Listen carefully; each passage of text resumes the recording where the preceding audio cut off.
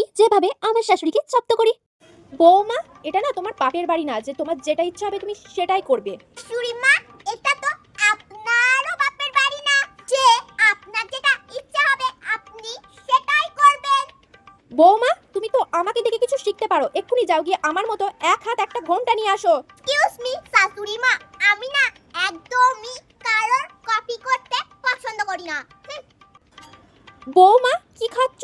আমাকেও একটু দাও। কেন শাশুড়িমা, আপনিই তো বলেন আমি ভালো রান্না করতে পারি না। আমার রান্না খাবার নাকি আপনার মুখে রোচে না? তাহলে আমার রান্না করা খাবার আপনাকে কিসের জন্য দিতে যাব? বৌমা, ভোর সন্ধ্যাবেলায় তুমি আমাকে না বলে কোথায় যাচ্ছ?